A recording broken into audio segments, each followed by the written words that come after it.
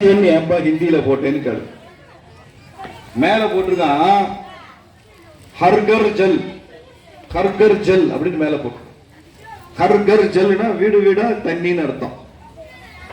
ஸ்டாலின் தானே கொடுக்குறாரு, தமிழ்நாடு முதலமைச்சர் தானே, எதுக்கு ஹிந்தியில போட்டிருக்கீங்கன்னு கேளுங்க. இங்க யாராவது டிஎம்கே இருந்தாருன்னா இப்ப என்கிட்ட வாங்க, நானே கேட்கிறேன்.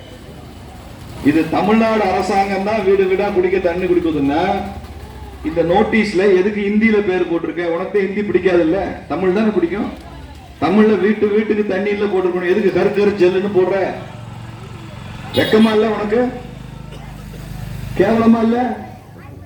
ஏன் வெக்கமா இல்ல கேவலமா இல்ல? திமுக பார்த்து கேட்கிறேன். இந்த திட்டமே மோடி கொடுத்த திட்டம், அதனால கேட்கணும்.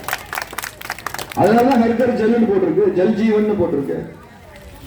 போட்டோல மட்டும் ஸ்டாலின் படத்தை போட்டுக்கலாமா? கலெக்டர் உங்க ஆளுன்றதுனால ஸ்டாலின் படத்தை போட்டுக்கிறியா? மோடி படம்ல போட்டுக்கணும்ல.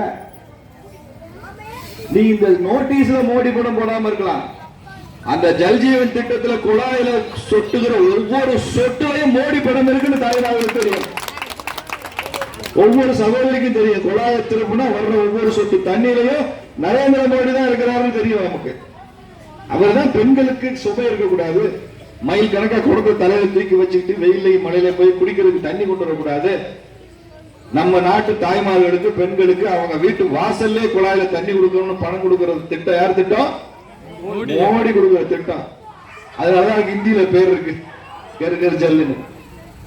இதுல இவங்க முதலமைச்சர் படத்தை போட்டுக்கிட்டு முழுக்க அவன் கொடுக்கிற மாதிரி ஏமாத்து. தமிழ்நாடு அரசாங்கம் ஏதோ கொஞ்சம் பணம் போட்டுக்கலாம், நான் தப்பு சொல்லல, உங்க பணமும் இருக்கலாம். ஆனா பிரதானமான பணம் யாரு பணம்? மோடி பணம். சரி, நீ ஸ்டாலின் படத்தை போட்டுக்க, கூட மோடி படத்தை போடணும்ல, அதான் நேர்மை. அப்ப உன்னை மறைச்சு உன்னை கொடுத்து, அதனால நான் வரும்போது கார்ல வரும்போது கதை சொன்னேன். இந்த குயிலுக்கு சொந்தமா கூடு கட்ட தெரியாதான் குயிலுக்கு, அதனால அது என்ன செய்யுமா? காக்கா கட்டின கூட்டுல போய் தான் முட்டை வைக்குமா. அப்படி திரும்ப அதுல போய் முட்டை வச்சிடும். காக்கா என்ன செய்யும்னா தான் வச்ச முட்டை நினைச்சுக்கிட்டு அதை அடை வச்சு அடக்காத்து குஞ்சு பொறிச்சு. குஞ்சா இருக்கிறப்ப பார்த்தா காக்கா குஞ்சும் குயில் குஞ்சும் ஒரே மாதிரி இருக்கும், வித்தியாசம் தெரியாது. காக்கா என்ன செய்யும்? தான் குஞ்சு தான் நினைச்சு வளர்த்துக்கிட்டே போகும். கொஞ்சம் நாளாக நாளாக நாளாக குயில் இது காக்கா இது தெளிவா தெரிஞ்சிடும். இந்த குயிலை எல்லாம் அடிச்சு கொத்தி விரட்டி விட்டு அது பாட்டுக்கு போயிடும்.